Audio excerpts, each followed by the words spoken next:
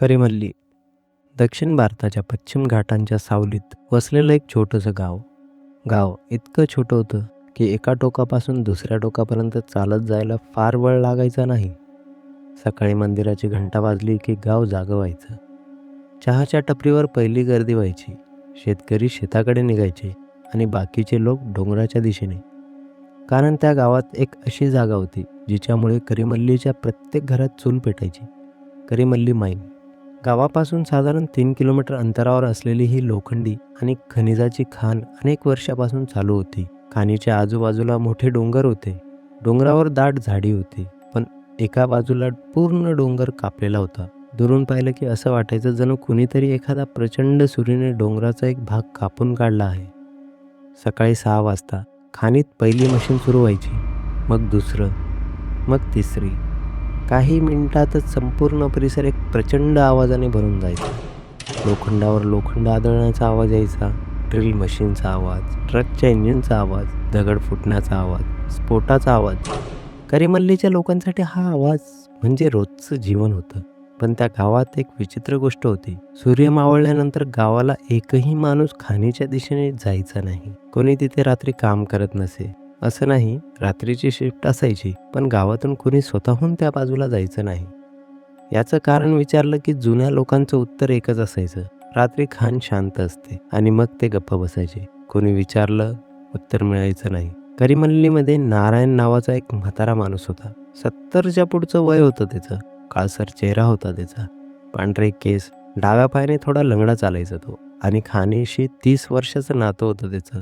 तो कधी drill operator होता, नंतर ब्लास्टिंग टीममध्ये काम केलं होतं त्याने, आणि शेवटी एका अपघातानंतर त्याने खाण सोडली. त्या अपघाताबद्दल गावात फार कमी लोक बोलायचे, कारण त्या अपघातात 3 माणसं मेली होती आणि चौथा नारायण होता. एक दिवस सकाळी चहाच्या टपरीवर मनी बसला होता. मनी वयाने 25 वर्षाचा, खाणीत नवीन नोकरी लागलेली. त्याच्यासोबत राघव बसला होता. राघव जवळपास 50शीचा, खाणीत 20 वर्षापेक्षा जास्त अनुभव. मनीने चहा घेतला आणि सहज विचारले, काका, तुम्ही एवढे वर्ष इथे काम करता, कधी खाणीत काही वेगळं सापडलंय का? राघवने चहाचा कप खाली ठेवला. कशासारखं? म्हणजे जुनी मूर्ती, वस्तू, नाणी, काही? राघवने मनीकडे पाहिले. का? काल ड्रिल करताना दगडात काहीतरी विचित्र आवाज आला. कुठे? नवीन कटिंगमध्ये. राघव काही बोलला नाही. मनी हसला. काय झालं? राघवने फक्त एवढंच म्हटलं, तिथे तुला जे काही मिळेल ना, ते सुपरवायझरला दे. घरी घेऊन जाऊ नकोस. मनी हसला. काका, सोनं मिळालं तर? राघवने त्याच्याकडे सरळ पाहिलं. तरी सुद्धा. तेवढ्या टपरीच्या कोपऱ्यात बसलेला नारायण बोलला, तो बरोबर म्हणतोय. मनीने त्याच्याकडे पाहिलं. तुम्हालाही काही माहीत आहे का? नारायणने चहा पिला. मला खाणीबद्दल खूप काही माहिती आहे. मग सांगा ना. नारायण काही सेकंद शांत राहिला, मग म्हणाला, डोंगराच्या पोटात जे पुरलंय ना, ते वर काढण्यासाठी नसतं. मनी हसला. काका, तुम्ही घाबरवताय. नारायणच्या चेहऱ्यावर हास्य आलं नाही. घाबरणं चांगलं असतं. मनीने त्याच्याकडे दुर्लक्ष केलं. पण दुसऱ्या दिवशी सकाळी त्याला नारायणचे शब्द आठवले. खाणीत काम सुरू झाले होते. मनी आणि राघव नवीन कटिंगमध्ये ड्रिलिंग करत होते. डोंगराचा भाग नुकताच उघडला होता. माती लालसर होती, खडक काळसर. राघवने मशीनची जागा तपासली. येथे ड्रिल कर. मनीने मशीन सुरू केले. ड्रिल फिरली, आवाज वाढला, खडक फुटू लागला. 5 मिनिटं, 10 मिनिटं. अचानक मशीन जोरात हललं. मनीने लगेच ते बंद केलं. राघव धावत आला. काय झालं? ड्रिल अडकली. दगड बहुतेक. राघव खाली बसला. त्याने हाताने माती बाजूला केली. त्याची बोटं एक कठीण वस्तूला लागली. कडकशी वस्तू होती अशी. त्याने माती बाजूला केली आणि एक काळसर लोखंडी वस्तू बाहेर आली. ती साध्या लोखंडाच्या तुकड्यासारखी नव्हती. तिच्यावर कोरीव काम केलं होतं. 7 गोल, एकाच्या आत एक. राघव काही क्षण त्या चिन्हाकडे पाहत राहिला. मनीने विचारलं, काय आहे? राघवने वस्तू हातात घेतली. माहीत नाही, जुनी वाटते. हो, मग ऑफिसमध्ये देऊ? राघवने मान हलवली. दोघे ती वस्तू घेऊन सुपरवायझर शंकरकडे गेले. शंकरने ती वस्तू पाहिली. त्याच्या चेहऱ्यावर एक क्षण विचित्र भाव आला. मनीच्या लक्षात आलं. साहेब, काय आहे? शंकर लगेच सामान्य झाला. काही नाही, पण हे चिन्ह जुना लोखंडी तुकडा आहे. शंकरने वस्तू बाजूला फेकली. काम करा, मनी म्हणाला. पुरातत्व खात्याला सांगायला नको का? शंकरने त्याच्याकडे पाहिलं. तुला नोकरी करायची आहे ना? हो. मग कर, मनी गप झाला. पण राघव शांतपणे शंकरकडे पाहत होता. त्याला काहीतरी वेगळं जाणवत होतं. त्या दिवसाचा उरलेला वेळ शांत गेला. पण दुसऱ्या दिवशी पुन्हा एक वस्तू सापडली. यावेळी तांब्याचं नाणं. त्यावर पुन्हा तेच 7 गोल. शंकरने तेही घेतलं. मग आणखी 2 दिवस गेले. तिसरा दिवस एक मातीचं छोटंसं भांडं सापडलं. भांडं फुटलेलं होतं, पण त्याच्या आत काहीतरी होतं. एक लहान काळा दगड. त्या दगडावर मानवी चेहरा कोरलेला होता. मनीने तो हातात घेतला. चेहरा विचित्र होता. मोठे डोळे, उघडं तोंड, जणू कोणीतरी किंचाळत होतं. मनी म्हणाला, हे कुणाचं आहे? राघव म्हणाला, खाली ठेव. का? म्हटलं ना. मनीने दगड खाली ठेवला. तेवढ्यात त्याच्या कानाजवळ कुणीतरी कुजबुजल्यासारखं वाटलं. तो लगेच वळाला. कुणी नव्हतं. काय झालं? राघवने विचारले. मनीने काहीही सांगितलं नाही. त्याला वाटलं त्याचा भ्रम असेल, पण त्या रात्री तो भ्रम नव्हता. रात्री साधारण 2 वाजता मनीच्या घरच्या मागच्या बाजूला आवाज आला. जणू कुणीतरी जड वस्तू मातीवर ओढत होतं. मनी झोपेतून उठला. आवाज पुन्हा आला. त्याने खिडकीतून बाहेर पाहिलं. काळोख. त्याने टॉर्च घेतली. दार उघडलं. बाहेर शांतता, पण जमिनीवर एक लांब काळी रेष होती. जणू काहीतरी घराच्या मागून ओढत नेलं होतं. मनीने टॉर्च त्या रेषेवर टाकली. ती रेष थेट गावाबाहेर जात होती, खाणीच्या दिशेने. मनीच्या अंगावर काटा आला. तो घरात परतला. दार बंद केलं. पण आवाज त्याच्या घराबाहेर नव्हता. आता तो घराच्या आतून येत होता. मनी थिजून उभा राहिला. मग त्याला जाणवलं, आवाज त्याच्या पलंगाखालून येत होता. त्याने खाली पाहिलं नाही. पूर्ण रात्र तो भिंतीला टेकून बसला. सकाळ झाली तेव्हा आवाज बंद झाला.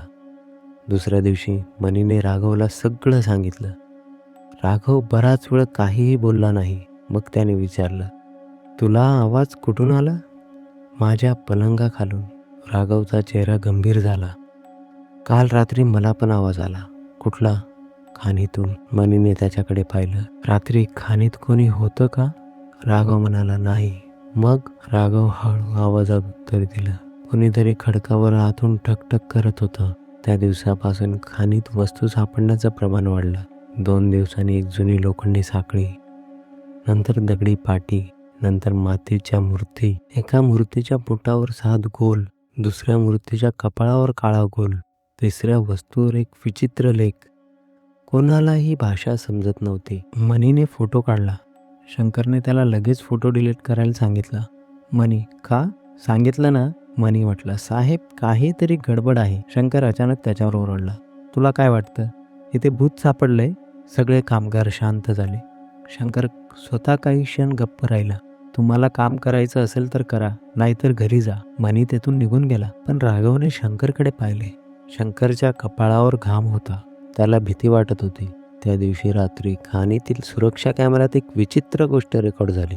रात्री 1:17 नवीन कटिंग पूर्णपणे बंद. कोणताही कामगार नाही. मशीन बंद. सगळं स्थिर. अचानक स्क्रीनवर मातीमध्ये एक छोटा दगड हलला. नंतर दुसरा, मग तिसरा, आणि काही सेकंदांनी जमिनीखालून एक हात बाहेर आला. सुरक्षा रूममध्ये बसलेले गार्डने ते पाहिले. त्याने लगेच स्क्रीनकडे पाहिले, पण कॅमेरा फक्त अंधार दाखवत होता. त्याने दुसऱ्या कॅमेऱ्यावर स्विच केलं. काहीच नाही. पुन्हा पहिल्या कॅमेऱ्यावर गेला. यावेळी मातीवर एक माणूस उभा होता, पण कॅमेऱ्याच्या दिशेने त्याची पाठ होती. गार्ड उठला.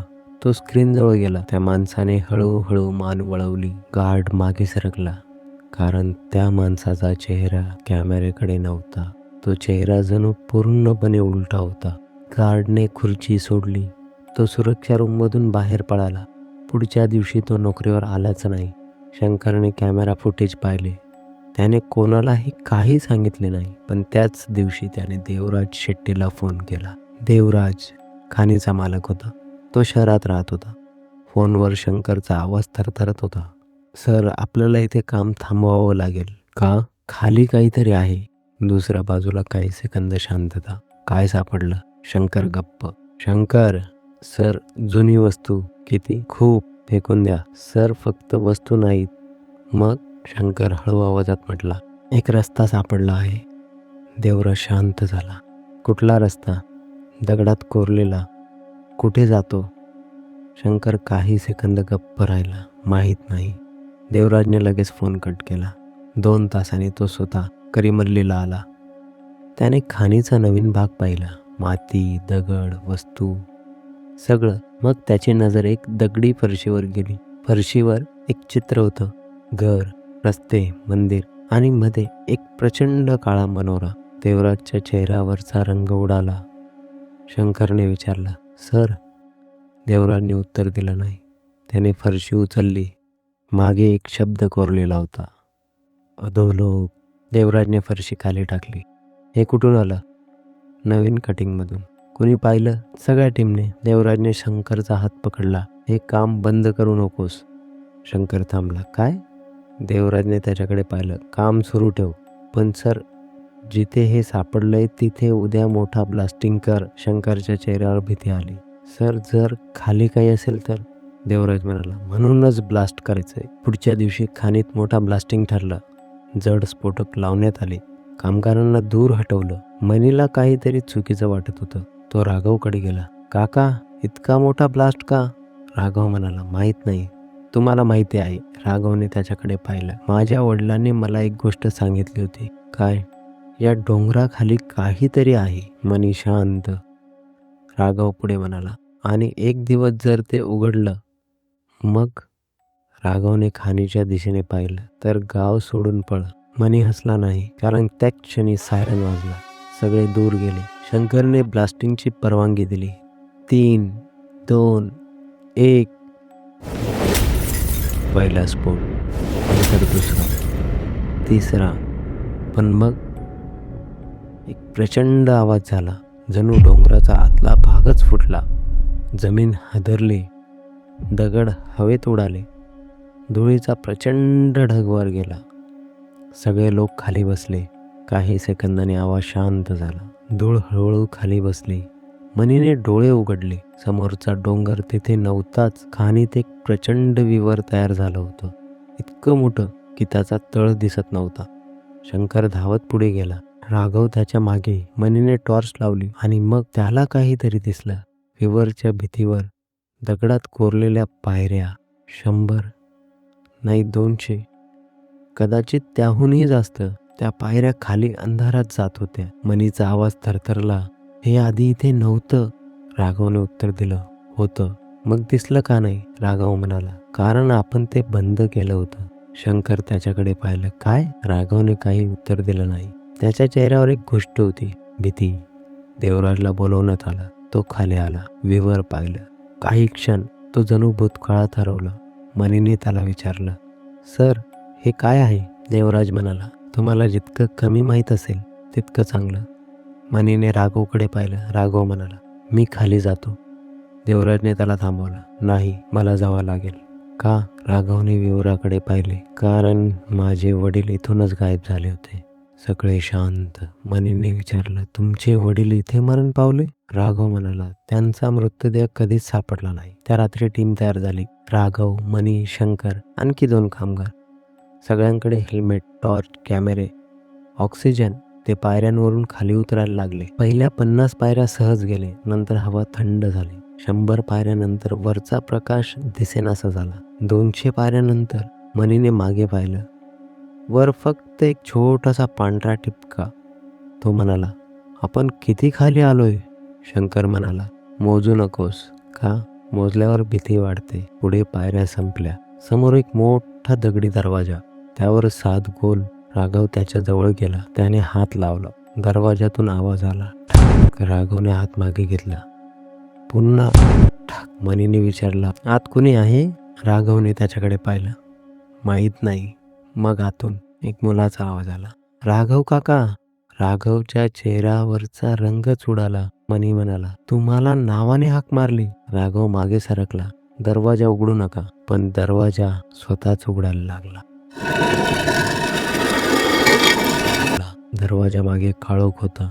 शंकरने टॉर्च आत केली आणि काहीतरी दिसलं. रस्ता, दगडी रस्ता. तो पुढे जात होता. मनीने कॅमेरा सुरू केला. आपण आत जातोय. राघव म्हणाला, 5 मिनिट. काय? फक्त 5 मिनिटं. ते आत गेले. पहिल्यांदा काहीच नव्हतं. मग रस्ता अरुंद झाला. मनीने टॉर्च उजवीकडे केली. एक घर, डावीकडे दुसरे घर, पुढे एक चौक. मनीचा श्वास अडकला. हे, राघव म्हणाला. हो, जमिनीखाली एक पूर्ण शहर होतं. जुने दगडी रस्ते, घर, मंदिर, पाण्याच्या टाक्या, बाजारासारखी जागा, दगडी पूल आणि शहराच्या अगदी मधोमध एक प्रचंड काळा मनोरा. मनी कॅमेरा फिरवत होता. हे कोणत्या काळातलं असेल? शंकर म्हणाला. माहीत नाही. ते एका घरात गेले. आत मातीची भांडी, जुनी लाकडी पेटी, भिंतीवर चित्र. जणू लोकांनी हे घर सोडलं आणि परत आलेच नाही. मनीने एक भिंतीवर हात फिरवला. त्याच्या बोटाला काळी माती लागली. त्याने टॉर्च त्या जागेवर टाकली. भिंतीवर एक चित्र होतं. एक मोठा काळा गोल, त्याच्या भोवती 7 गोल आणि खाली अनेक माणसं गुडघ्यावर बसलेली. मनी म्हणाला, हे काय करत होते? राघव म्हणाला, कुणाची तरी पूजा करत होते. मनीने विचारले, कुणाची? राघवने काळ्या मनोऱ्याकडे पाहिलं. बहुतेक त्याची. ते पुढे गेले. शहर पूर्ण शांत, पण त्या शांततेत एक विचित्र गोष्ट होती. त्यांना अधूनमधून आवाज येत होते. कुठेतरी भांडे हलल्याचा, कुठेतरी दार बंद झाल्याचा, दूर कुणीतरी चालल्याचा. पण प्रत्येक वेळी आवाज ऐकू यायचा आणि ते तिथे पोचले की काहीच नसायचं. मग चौकात त्यांना पुतळे दिसले. शेकडो पुतळे, माणसांचे, स्त्रियांचे, मुलांचे. सगळे एका दिशेने पाहत होते, काळ्या मनोऱ्याकडे. मनी एका पुतळ्याजवळ गेला. त्याच्या चेहऱ्यावर भीती होती. मग त्याला दुसरा पुतळा दिसला, तिसरा, चौथा. सगळ्यांच्या चेहऱ्यावर एकच भाव. जणू काहीतरी पाहून ते दगड झाले होते. राघव म्हणाला, इथून निघूया.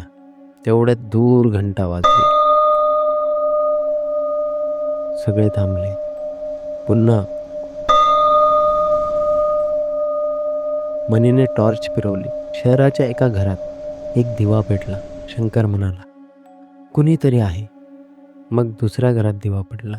तिसऱ्या, चौथा, 10वा, 20वा. काही सेकंदात संपूर्ण शहरात छोटे छोटे दिवे पेटू लागले. जणू हजारो वर्षापासून बंद असलेलं शहर अचानक जागं झालं होतं. मनी मागे सरकला. आपण इथून लगेच निघूया. ते वळले आणि तेवढ्यात समोरच्या रस्त्यावर एक छोटा मुलगा उभा होता. पांढरे कपडे, पायात चप्पल नव्हती, डोकं खाली होतं. मनीने टॉर्च त्याच्यावर टाकली. अरे, मुलाने मान वर केली. त्याचा चेहरा पाहून मनीच्या तोंडातून आवाजच निघाला नाही.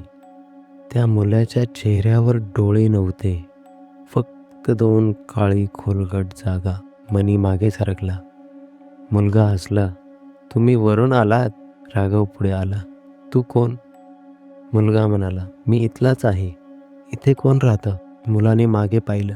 सगळे कुठे आहेत? मुलगा हसला. तुमच्या मागे. सगळ्यांनी एकदम मागे पाहिलं. काहीच नाही. पुन्हा मुलाकडे पाहिलं. तो अजून तिथेच होता. राघव म्हणाला, आम्हाला बाहेरचा रस्ता दाखव. मुलाने मान वाकवली. बाहेर? हो. मुलगा काही सेकंद शांत राहिला. मग म्हणाला, दार तर तुम्हीच उघडलं.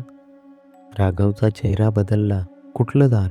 मुलाने मागे काळ्या मनोराकडे पाहिलं. त्याच. मनीने विचारलं, आत काय आहे? मुलगा हसला. तो कोण?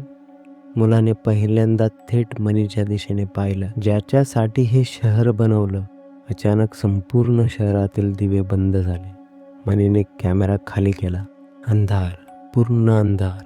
मग दूर काळ्या मनोऱ्याच्या दिशेने एक प्रचंड आवाज. जमीन हादरली. दुसरा आवाज.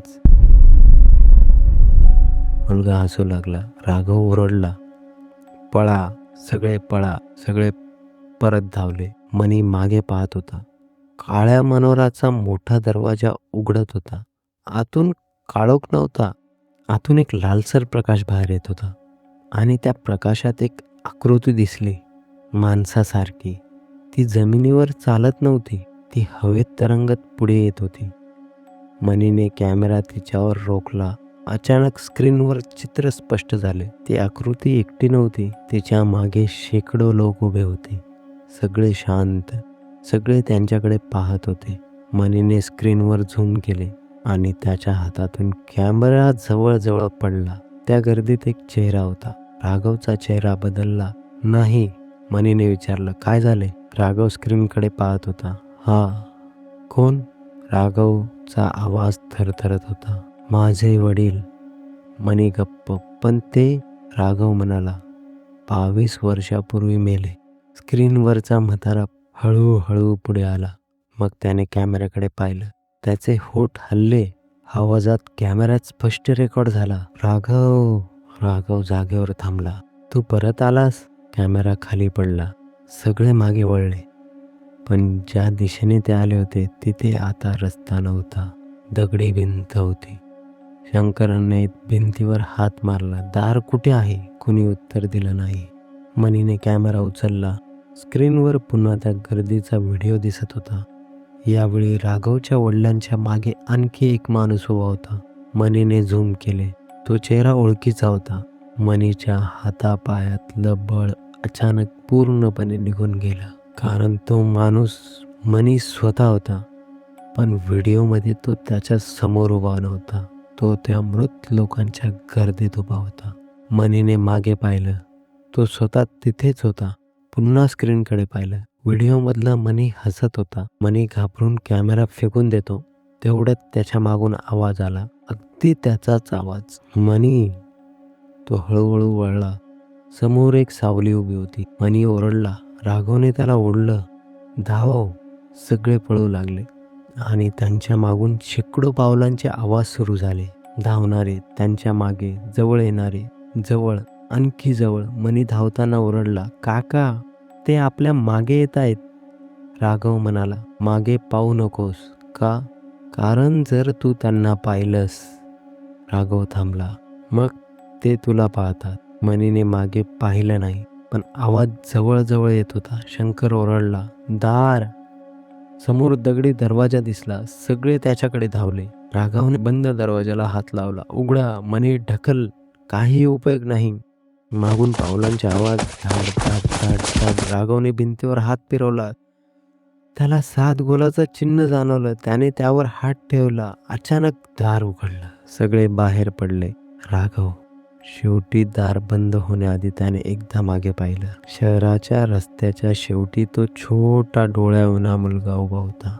मुलगा हात हलवत होता आणि त्यांच्या मागे शेकडो सावले. राघवने दार बंद केलं. सगळे पायऱ्यांवर कोसळले. काही मिनिटं कोणीच काही बोललं नाही. मग मनीने कॅमेरा तपासला. रेकॉर्डिंग अजूनही सुरू होतं. त्याने व्हिडिओ उघडला. पहिले दृश्य शहर, दुसरा मुलगा, तिसरा काळा मनोरा. मग स्क्रीन काळी झाली आणि शेवटच्या काही सेकंदात एक आवाज रेकॉर्ड झाला. खूप जवळून, अगदी कानाजवळून. आम्ही वर येतोय. मनीने कॅमेरा बंद केला. सगळे वर आले. पहाट झाली होती. पण करीमल्ली गावात काहीतरी बदललं होतं. गावाचे प्रत्येक घरातील कुत्रे खाणीच्या दिशेने पाहून भुंकत होते. कोंबड्यांनी आरवणं बंद केलं होतं आणि गावातील विहिरीचं पाणी काळं झालं होतं. नारायण विहिरीजवळ उभा होता. त्याने पाणी पाहिलं. त्याच्या हातातून बादली सुटली. नाही. मनी धावत आला. काका. नारायणने त्याच्याकडे पाहिलं. तुम्ही खाली गेलात? मनी गप्प. नारायणने राघवकडे पाहिलं. राघवच्या चेहऱ्यावरून सगळं समजलं. नारायण मागे सरकला. तुम्ही दार उघडलेत? राघव म्हणाला. तुम्हाला सगळं माहिती आहे. नारायण काही बोलला नाही. काका. राघवने त्याचा हात पकडला. माझे वडील तिथे आहेत. नारायणच्या डोळ्यात पाणी आलं. हो. राघव गोठला. तुम्हाला माहिती होतं? नारायणने मान हलवली. तुझे वडील मरण पावले नव्हते. राघवचा आवाज फुटला. मग? नारायणने खाणीच्या दिशेने पाहिलं. ते खाली गेले होते. कधी? 22 वर्षापूर्वी. मग परत का आले नाहीत?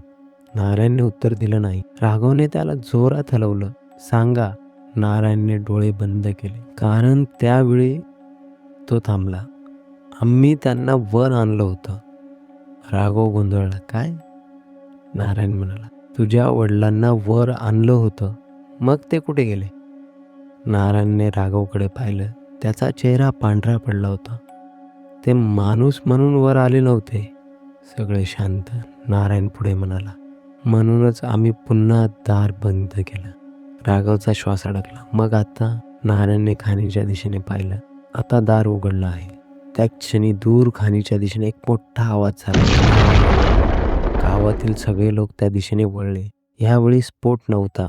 तो आवाज जमिनीखालून आला होता. नारायणच्या चेहऱ्यावर भीती उमटली. "सगळे घरात जा," मनीने विचारले. "का?" नारायणने उत्तर दिले नाही. तो फक्त खाणीच्या दिशेने पाहत राहिला. मग त्याने हळू आवाजात सांगितले. पहिल्यांदा आवाज आला. मग मग वस्तू वर आल्या. मग नारायण म्हणाला, "मग दार उघडलं."